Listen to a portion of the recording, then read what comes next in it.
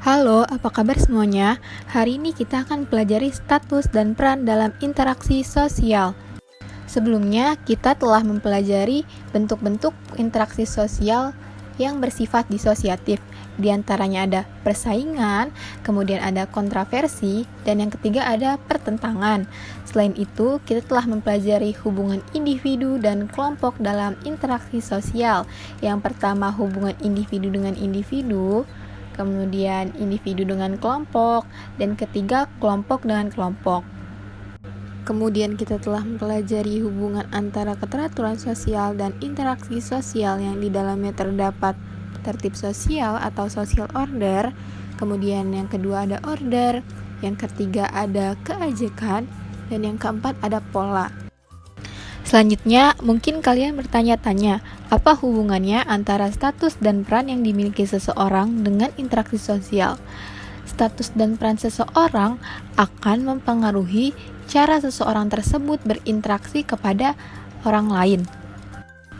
Di sini terdapat dua contoh status dan peran yang berbeda.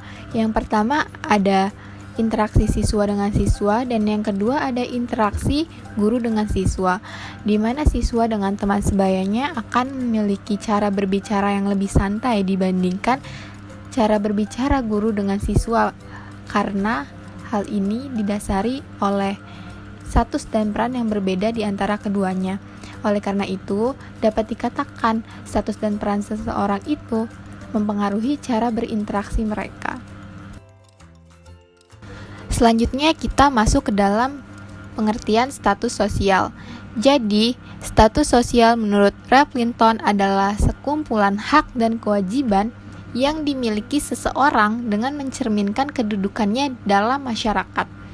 Jadi, status sosial ini mencerminkan posisi seseorang secara umum di masyarakat yang hubungannya dengan orang lain.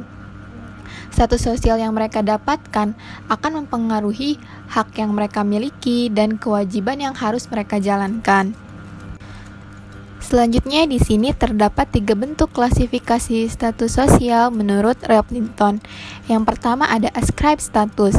Ascribed status adalah status yang diperoleh seseorang melalui kelahiran, keturunan, bukan melalui serangkaian usaha yang dilakukannya.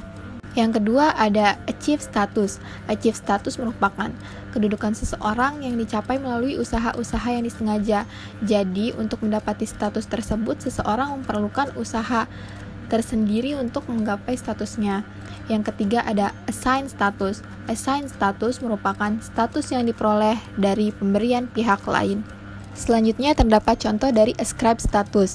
Di sini terdapat contoh Pangeran William. Nah, Pangeran William ini tidak memerlukan usaha untuk mendapati status sebagai pangeran. Kenapa? Karena Pangeran William ini merupakan anak tertua dari Pangeran Charles atau sebagai cucu dari Ratu Elizabeth. Kemudian, terdapat contoh dari ascribed status lainnya.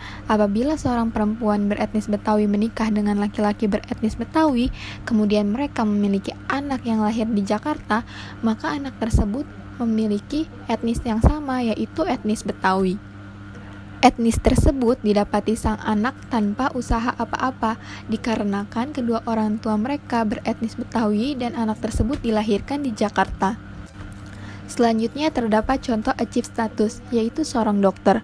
Seorang dokter tidak dapat dikatakan sebagai dokter apabila ia tidak mengambil pendidikan jurusan kedokteran. Oleh karena itu, dokter dikatakan sebagai achieve status karena memerlukan usaha-usaha tertentu untuk mendapati status tersebut. Next, terdapat contoh dari assign status, yaitu Ibu Kartini. Ibu Kartini mendapati julukan sebagai tokoh emansipasi wanita.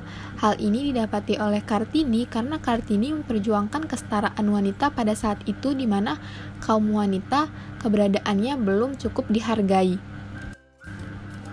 Next, selanjutnya kita masuki peran sosial. Sebelumnya kita telah mempelajari status, sekarang kita mempelajari peran sosial. Apa sih peran sosial itu? Peran sosial menurut Surjono Sukanto merupakan tingkah laku individu yang mementaskan suatu kedudukan tertentu. Nah, di sini peran sosial terbagi menjadi 2. Terdapat peran bawaan dan terdapat peran yang diharapkan. Yang dimaksud sebagai peran bawaan merupakan peran yang ditapati secara otomatis, bukan karena usaha atau prestasi tertentu. Contohnya adalah seorang ibu dan seorang ayah. Seorang ibu dan seorang ayah ini merupakan suatu peran yang otomatis terjadi begitu saja apabila mereka mempunyai anak. Ketika mereka mempunyai anak, mereka akan disebut sebagai ibu dan bapak, dan mereka memiliki peran masing-masing di dalam suatu keluarga. Selanjutnya terdapat peran yang diharapkan. Jadi terdapat harapan dari pihak lain terhadap suatu pihak atas hak dan kewajibannya karena orang tersebut memiliki status tersendiri. Seperti contohnya di sini adalah guru. Seorang guru diharapkan dapat membimbing peserta didik mereka sesuai dengan keahlian dan kemampuan di bidangnya masing-masing. Selanjutnya terdapat konflik peran. Jadi, konflik peran itu merupakan konflik yang timbul apabila seseorang harus memiliki peran dari 2 atau lebih status yang mereka miliki. Contohnya apabila seorang guru telah memiliki anak di masa PJJ saat ini, guru memiliki peran untuk mengajarkan peserta didiknya terhadap mata pelajaran yang mereka ampu. Sedangkan di sisi lain, mereka juga memiliki peran sebagai seorang ibu yang harus mendidik anak-anak mereka di masa PJJ saat ini. Jadi, oleh karena itu, konflik peran ini sangat mungkin terjadi di suatu keadaan tertentu. Nah, kita sudah sampai di penghujung materi pembelajaran video ini. Kita telah mempelajari apa itu status sosial, kemudian 3 macam bentuk status sosial, yaitu ascribe status, achieve status, dan assign status. Kemudian kita telah mempelajari juga peran sosial. Terdapat 2 bentuk peran sosial, yaitu peran bawaan dan peran yang diharapkan, serta konflik peran. Terima kasih. Sekian dari saya, kurang lebihnya mohon maaf. Tetap semangat. Wassalamualaikum warahmatullahi wabarakatuh.